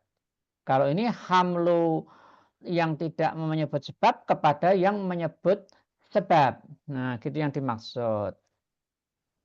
Nah, itu tadi. pendahuluan yang dibaca oleh para ulama itu kan nggak menyebut sebab. Oh Nah, ini itu harus Prof, dibawa ketemu kepada Prof. mana? Nah, ini 18. ayat kaidahnya, betul. Nah, Mungkin jadi bisa ini di-share, Pak. jalan keluar antara paham yang Jabariyah itu, nah dengan paham yang lain itu ada jalan tengahnya itu. Jadi semua ada sebab. Nah, silakan nanti dipahami ini ya. Di sini juga disebutkan sekian ayat yang menyebut sebab. Nah, gitu. Sekian ayat yang menyebut sebab itu dijelaskan. Nah, ini salah satunya. Farikon hada wa farikon alaihimud dalalah innahum takhudhu syayatin awliya min dunillah. Nah, ya. Sebab sesat kan ada sebabnya. Karena mereka menjadikan setan sebagai teman-teman dekatnya itu. Di bawahnya lagi, falamazahu azagallah qulubahum. Ketika orang itu menyimpang menuju ke arah yang menyimpang, maka Allah menyimpangkan mereka. Kan didahului oleh tindakan manusia, surat As-Saff ayat 5 itu. Nah, jadi bukan Allah itu memang menyimpangkan secara sepihak, tidak begitu. Terus ke belakang bawah lagi, wa inni laghaffarun liman taba wa amila sholihaya. Allah itu ghafar tapi liman taba, sebabnya taba. Yang tidak taba ya tidak mendapatkan ghufran dari Allah itu. Wa rahmati wasi'at kulla syai' fasa'aktubuha lil ladzina yattaqun. Ya, mendapatkan rahmat itu kan karena yattaqun wa yu'tuna zakah waladzina hum bi ayatina yu'minun. Terus ini kan semua menyebut sebab ini. Nah, gitu. Jadi nanti ayat-ayat yang tidak menyebut sebab itu harus dibawa kepada yang menyebut sebab. Nah, tadi yang dibaca para ulama itu man yahdillah falamudillah harus dibawa kepada yang menyebut sebab. Sababul dolal ya karena ikut setan. Sababul hidayah ya karena orang mengikuti petunjuk. Maka di Quran Allah mengatakan wa yazidullahu ladzina ihtadaw huda. Allah akan menambah petunjuk kepada orang yang sungguh-sungguh mengikuti petunjuk. Jadi kalau orang sudah dapat satu, dia belajar terus dapat dua. Sudah dapat dua, belajar terus dia dapat tiga. Nah, kalau berhenti ya nggak dapat tambahan itu. Maksudnya begitu. Nah, ini kaidah yang bagus ini ya. Tolong ini buku dipakai. Nah, ini buku dipakai dalam memahami Al-Quran. Nah, gitu. Ini sangat bagus ini buku ini. Al-Qawaid Al-Khisan. Nah, Ibnu Katsir pakai kaidah ini. Nah, memahami ayat Al-A'raf 30 ya pakai kaidah ini. Sebab kesesatan ada itu karena mendekati setan. Sebab petunjuk ya karena dia menghindari setan-setan itu. Nah, ini Ibnu Katsir. Banyak orang baca tafsir Ibnu Katsir tapi nggak paham toh. Nah, seolah tafsir Ibnu Katsir itu tidak pakai logika. Tadi Saudara Riyadi udah bilang Ibnu Katsir bagaimana tadi? Pakai akal toh? Ya, Iya, pakai akal. Nah, jadi wong ini muridnya Ibnu Taimiyah kok ini. Taimiyah. Ini Ibnu Taimiyah ini ya. Jadi sangat rasional ini. Kental Nah, sekali. tapi semuanya dikendalikan teks, tidak liar ini ya. Hermeneutiknya tidak liar ini. Dalam koridor tuntunan agama. Baik, ini tafsir yang bagus ya. Ini tafsir yang bagus. Prof, itu juga berarti menjawab beberapa masyarakat yang mengatakan kalau kenapa belum masuk Islam, kenapa belum berpuasa misalkan seperti itu. Oh, belum mendapatkan hidayah gitu, belum dapat petunjuk. Berarti ini juga bisa menjawab itu ya, Prof ya. Kalau iya menjawab lah. Belum mendapat petunjuk itu kan karena tarian setannya masih kuat. Kalau tarikannya ke petunjuk lebih kuat ya dia masuk ke petunjuk kan gitu. Kan tarik menarik itu kan. Tarik menarik itu. Jangan dikira kemudian Jabariyah ini Tuhan belum memberi petunjuk. Loh sudah wong Qur'annya udah ada di tangan kok. Dibaca apa tidak, dipahami apa tidak, diamalkan apa tidak kan gitu. Nah, gitu. Berarti Godain korin yang dajjal. ada dalam tubuhnya itu lebih kuat. Iya. Iya, Lah Prof. ya karena dia nggak mau meninggalkan kebiasaan-kebiasaan buruknya kan. Nah, itu jadi masalah itu, jadi penghalang bagi dia untuk dapat petunjuk kan. Nah, Mumpung gitu. Ramadan ya, Prof. Sedikit, Prof. Ya, maka puasa itu kan latihan menangkal kebiasaan-kebiasaan buruk itu kan. Nah, baik. Jadi lewat tafsir Ibnu Katsir ini metode kompromi. Ini dia kan metode kompromi. Wawajhul jam'i. Kompromi antar teks yang kelihatan berseberangan lalu dikompromikan. Nah, ketemunya ini lewat tafsir kaidah tafsir al-qawaid al-hisan tadi. Nah, gitu. Lewat kaidah itu. Nah, ini cara yang bagus memahami teks. Nah, sekarang ini ada orang-orang salafi itu memahami teksnya kan nggak pakai kaidah itu. Jadi masalah ini. Suka membid'ahkan masyarakat. Jadi masalah ini. Nah, gitu kan. Bid'ah. Bid'ah itu udah ditulis oleh ulama. Ada bid'ah yang wajib. Kalau itu kaitannya dengan kehidupan. Nah, dengan kehidupan, dengan prinsip-prinsip kehidupan, bid'ah yang wajib. Bid'ah hasanah itu. Nah, iya, bid'ah hasanah, bid'ah yang wajib. Inovasi, toh bid'ah itu kan inovasi. Nah, inovasi itu. Ya, kita kuliah sekarang online kan bid'ah ini. Iya, inovasi tiada henti, Bro. Loh, iya coba lah. Kalau ini bid'ah nggak boleh kan ya masalah ini bid'ah wajibah ini. Kuliah online bid'ah wajibah. Kalau nggak online masa nggak bisa kuliah toh. Mau jauh-jauh ini. Nah kan Ini gitu. bid'ah hasanatul kubra. Lah iya, nah gitu. Rasulullah nggak pakai kopiah hitam dalam zaman dahulu. Lah iya, semuanya fitnah. Nah, bagus ya ini wajhul jam'i. Nanti bisa nulis jurnal ini dari tafsir Ibnu Katsir ini kan, jurnal untuk naik pangkat, untuk mengajukan profesor dan sebagainya itu. Kan ada ide-ide baru yang selama ini belum nampak kan, belum dinampakkan oleh para penulis karena nggak paham mereka, nggak mau baca. Jadi hermeneutikanya nggak tahu mereka itu. Nah, gitu saya kira. Baik, 2 ayat saja ya. Ini udah jam 9:30. Saudara kan mau kuliah lagi ini ya. Oke, memang ini kalau kita bahas asik ini ya. Satu tafsir juga enggak selesai ini semua ayatnya itu. Ya, jadi nggak ngantuk, Bro. Langsung buka, Bro, nanti. Iya. Sampai maghrib. Kita absen dulu ya. Yap. Triani. Hadir, Prof. Hadir. Lady Eka. Hadir, Prof. Hamam Nasiruddin. Hadir, Prof. Anis Budirianto. Hadir, Prof. Hadir. Abdul Hamid nggak jadi ya? Pindah kelas ini ya? Pindah kelas. Reni Megawati. Hadir, Prof. Muhammad Akbarul Humam. Hadir, Prof. Hulaifi. Mana Hulaifi? Hadir, Prof. Izin, oke. Ya kalau nggak ikut kuliah nggak dapat ilmu saja itu. Nah, saya nggak apa-apa. Hulaifi hadir, Prof. Barusan beliau. Hadir, Prof. Izin. Tadi hadir ya? Ya saya lihat. Muhammad Imaduddin. Hadir, Prof. Akhyar. Ini Akhyar paling atas itu. Nur Lia. Hadir. Mana Nur Lia? Nur Lia, oke. Baik, kita sampai di sini. Ketemu pekan depan. Assalamualaikum warahmatullahi wabarakatuh. Waalaikumsalam warahmatullahi wabarakatuh. Terima kasih, Prof. Sama-sama.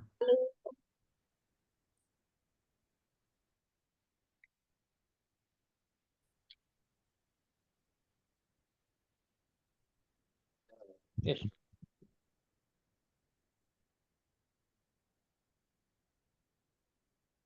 Monggo, Stanton langsung mengikuti kuliah selanjutnya. Pak Sultan sudah mengirim link Zoom di WhatsApp. Terima kasih.